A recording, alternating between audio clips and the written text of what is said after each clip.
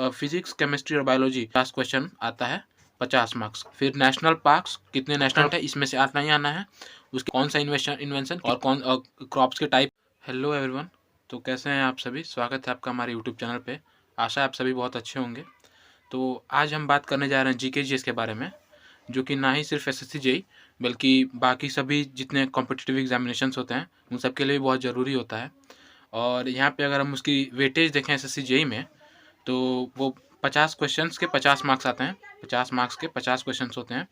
और ये अगर उसका हम वेटेज देखें, सब्जेक्ट वाइज वेटेज, अगर जीके जीएस को हम लोग हिस्ट्री, पॉलिटी, ज्योग्राफी, इकोनॉमी और साइंस और करंट अफेयर और जीके में अगर डिस्ट्रीब्यूट कर दे रहे हैं, तो उसका जो वेटेज आएगा हर सब्जेक्ट का, आप देख सकते हैं कि हिस्ट्री में 4 4 4 5 7, पॉलिटी में 4 5 4 5, यानी अगर हम कह सकते हैं, अगर हम एवरेज स्कोर देखें तो हिस्ट्री में 5 से 6 मार्क्स का, पॉलिटी में 3 से 4 मार्क्स का, ज्योग्राफी में 5 से 6 मार्क्स का, इकोनॉमी में 1 से 2, फिजिक्स, केमिस्ट्री और बायोलॉजी, यानी ये जो 3 साइंस के पार्ट हैं उनमें अगर हम देखें तो फिजिक्स में 3 से 4 का, केमिस्ट्री में 3 से 4 का और बायोलॉजी में से 6 से 7 का। और अगर स्टैटिक जीके में देखें, जो कि बुक ऑथर और ऐसे कुछ टॉपिक्स होते हैं, उनमें 9 से 10 नंबर का आता है। और करंट अफेयर में 13 से 15 मार्क्स का, यानी टोटल आपका 50 क्वेश्चन आता है 50 मार्क्स का। यहाँ पे हम देखें तो अगर हम मोटा मोटी देखें तो जो करंट अफेयर है वो अप्रॉक्स 15 मार्क्स का आ जाता है। और अगर हम साइंस देखें, यानी ये फिजिक्स, केमिस्ट्री और बायोलॉजी का तीनों पार्ट अगर हम मिला के देखें, जो कि हमने इंजीनियरिंग या फिर अपने 9th 10th बेसिकली जो भी कॉम्पिटिटिव एग्जाम्स में जो क्वेश्चंस का लेवल होता है फिजिक्स, केमिस्ट्री, मैथ या फिर एप्टीट्यूड का, वो बेसिकली हाई स्कूल लेवल का ही होता है। तो अगर हम देखें तो ये सभी हाई स्कूल में सभी ने पढ़ रखा है। तो साइंस का अगर हम देखें तो 10 मार्क्स का हो जाता है, और इन दोनों का अगर हम मिला दें तो 25 मार्क्स का जो वेटेज है वो आपको करंट अफेयर और साइंस दे देगा। उसके बाद जो 25 मार्क्स बचता है वो आपको स्टैटिक जीके देगा। और स्टैटिक जीके में मैं आपको ऐसे कुछ टॉपिक्स बताऊंगा हर सब्जेक्ट के, जो कि अगर आप पढ़ लेते हैं, अगर आप तैयार कर लेते हैं, तो आप आराम से अच्छा स्कोर कर लेंगे, एक जो मतलब एक इंजीनियरिंग स्टूडेंट्स के लिए बहुत सही मार्क्स होगा। और ये ऐसे टॉपिक्स हैं जो आपको आने ही आने चाहिए, और बहुत बेसिक टॉपिक्स हैं, इनमें आपको ज़्यादा टाइम नहीं इन्वेस्ट करना पड़ेगा। और सबसे बड़ी बात कि जैसा कि आप सबको मालूम है कि अब इंजीनियरिंग के स्टूडेंट्स के लिए जीके जीएस में मतलब 35 मार्क्स अगर आप लाना चाहते हैं 50 में से, तो वो भी बहुत है, इतना भी मुश्किल से ही आता है। और अगर आप इतना लेने जाएंगे, मतलब इसके लेवल का अगर पढ़ाई करेंगे 35 मार्क्स के लेवल का, तो कहीं ना कहीं आपकी जो टेक्निकल है उसमें आप लैग कर जाएंगे।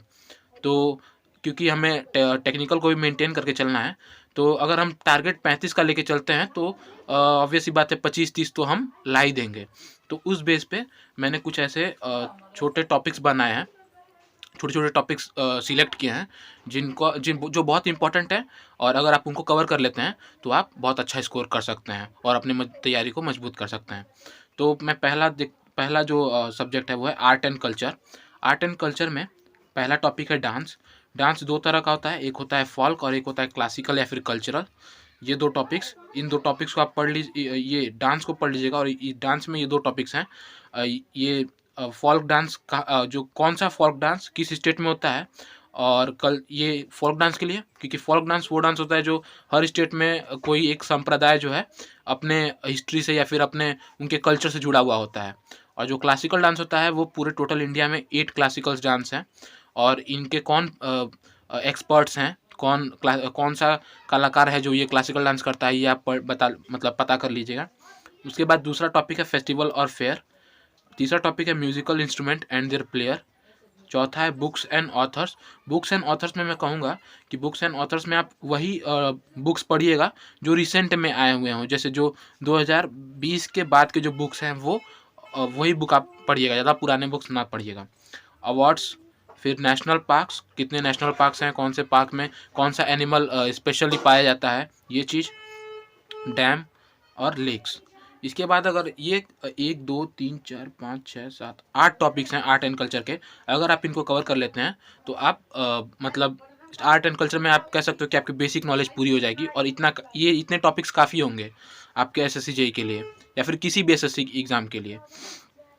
अगर हम हिस्ट्री की बात करें तो हिस्ट्री में आपका Indus Valley civilisation, Vedic civilisation, rise of Magadha empire, Maurya empire, Gupta empire, Delhi सल्तनत, मुगल एम्पायर। और इसके बाद अगर हम देखें तो ब्रिटिश इवेंट्स में आपको 1857 का जो युद्ध हुआ था वो, ये बहुत इंपॉर्टेंट है, इसमें से आना ही आना है। उसके बाद आपका उसके बाद कौन सा स्लोगन चला था, किस इवेंट में कौन सा स्लोगन दिया था, किसने दिया था। और उसके बाद 1857 के बाद जो हमने हमारे बीच में जो भी 1947 तक कौन सा मूवमेंट चला उसके बारे में आप पढ़ लीजिएगा। तो इतनी हिस्ट्री में टॉपिक्स हैं। इसके बाद अगर हम देखें तो हिस्ट्री के बाद पॉलिटी में आप इम्पोर्टेंट आर्टिकल्स, मतलब जैसे आर्टिकल 1 से लेके 4 तक किसका है, फिर उसके बाद आर्टिकल 4 से लेके कहाँ तक का कौन सा है, ये आप आर्टिकल्स पढ़ लीजिएगा। उसके बाद कौन सा अमेंडमेंट कब हुआ था और उसमें क्या जुड़ा हुआ था, ये आप पता कर लीजिएगा, ये बहुत इंपॉर्टेंट है। Fundamental rights, fundamental duties, DPSB और PM प्रेसिडेंट और गवर्नर के बारे में पता कर लीजिएगा। ये पॉलिटी में अगर आप इतना पढ़ लेंगे तो आपका बेसिक क्लियर हो जाएगा और इतना ही बहुत है SSC JEE के लिए। इसके बाद अब आ जाते हैं ज्योग्राफी पे। ज्योग्राफी में रिवर्स में आपके 3 सिस्टम आएंगे, Ganga river system, Brahmaputra river system और इंडस रिवर सिस्टम। ये 3 सिस्टम आप पढ़ लेंगे तो आपका रिवर कंप्लीट हो जाएगा। फिर एटमॉस्फेयर में कितने लेयर होते हैं ये आप पता कर लीजिएगा, किस लेयर में कौन सा काम होता है। उसके बाद एशिया कॉन्टिनेंट में आप सिर्फ अपना एशिया पढ़ लेंगे तो भी बहुत है। उसके बाद सोलर सिस्टम, फिर फेमस टेम्पल, फेमस फोर्ट, केव, ये सब कहाँ पे हैं और उनका कुछ उनसे रिलेटेड कुछ जो भी फैक्ट्स हैं आप वो पता कर लीजिएगा। उसके बाद क्रॉप्स, कौन सा क्रॉप कहाँ पे होता है और क्रॉप्स के टाइप क्या होते हैं, जैसे खरीफ हो गया, रबी हो गया, खरीफ में कौन से क्रॉप आते हैं, रबी में कौन से क्रॉप आते हैं, आप ये पता कर लीजिएगा। उसके बाद आता है इकोनॉमिक्स में वैसे तो बहुत कम, एक से आपने जैसे देखा 1 से 2 ही क्वेश्चन आते हैं, लेकिन फिर भी अगर आप पढ़ना चाहें तो छोटे मोटे टॉपिक्स हैं जो आप पढ़ सकते हैं। जैसे 5 ईयर प्लान हो गया, इस समय कौन सा इंडेक्स निकला है, डिफरेंट टाइप्स ऑफ इंडेक्स निकलते हैं, हैप्पीनेस इंडेक्स, पॉवर्टी इंडेक्स, इस तरह से बहुत सारे इंडेक्स निकलते हैं। करंट में जो चल रहा होगा वो आप पता कर लीजिएगा, ये आपके करंट अफेयर में भी कवर हो जाएगा। हाँ, उसके बाद स्कीम, ये भी आपका करंट अफेयर में मतलब आ जाएगा, कोई दिक्कत नहीं है। ऑर्गेनाइजेशन और उसके हेडक्वार्टर, ये बहुत इंपॉर्टेंट है, ये आपको पढ़ना ही चाहिए। और जो लास्ट है ये है सेंसस 2011 का। अभी तक नया सेंसस अभी आया नहीं है, जो कि 2022 में आना चाहिए था, अभी तक 2021 में आना चाहिए था, बट अभी तक आया नहीं कोरोना की वजह से, और अब ये इस पर काम हो रहा है। तो 2011 का जो सेंसस है उससे अभी भी क्वेश्चंस आते हैं और वही अभी तक वैलिड है, तो आप उसको पढ़ लीजिएगा। उसके बाद हम साइंस में बात करें तो साइंस में वैसे तो हमने हाई स्कूल तक मतलब इंजीनियरिंग में पूरा साइंस हमने पढ़ा है, लेकिन फिर भी अगर आप कुछ रिवाइज करना चाहें तो ये कुछ टॉपिक्स हैं जो आप रिवाइज कर लेंगे तो आप काफ़ी अच्छा स्कोर कर पाएंगे।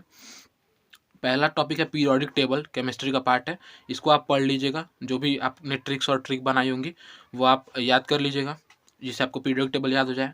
उसके बाद डिसीजेस एंड देयर कॉज, कौन सा डिसीजेस किसके वजह से होता है, कौन सा बैक्टीरिया की वजह से होता है, कौन सा वायरस की वजह से होता है, और कौन सा गंदे पानी से होता है, कौन से गंदे हवा से होता है, ये आप पता कर लीजिएगा।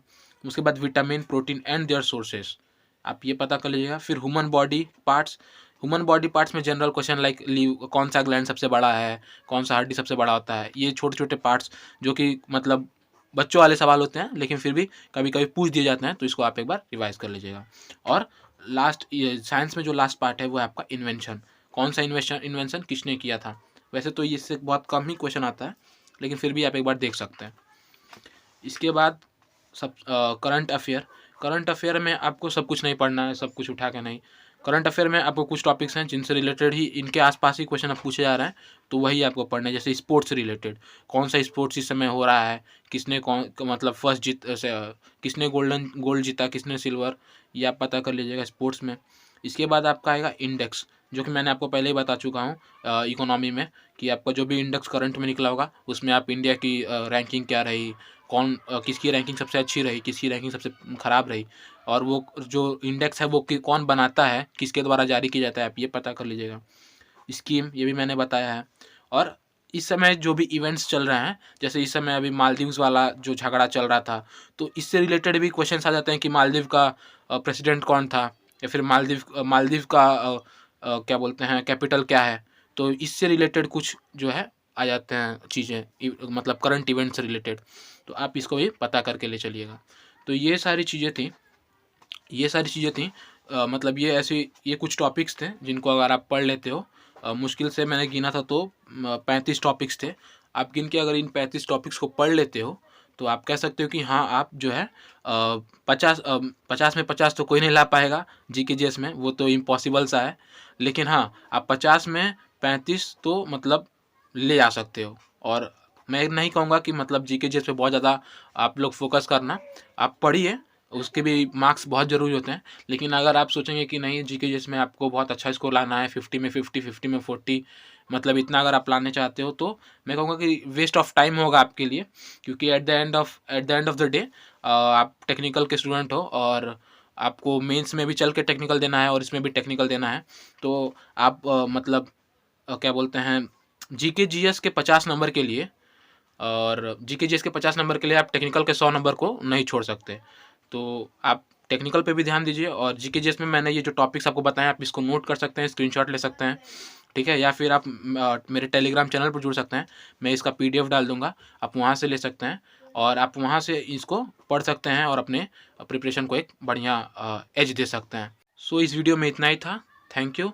और अगर आपको इसी तरह से प्रिपरेशन रिलेटेड जानकारी चाहिए तो आप हमारे चैनल से जुड़ सकते हैं और do subscribe and like the video.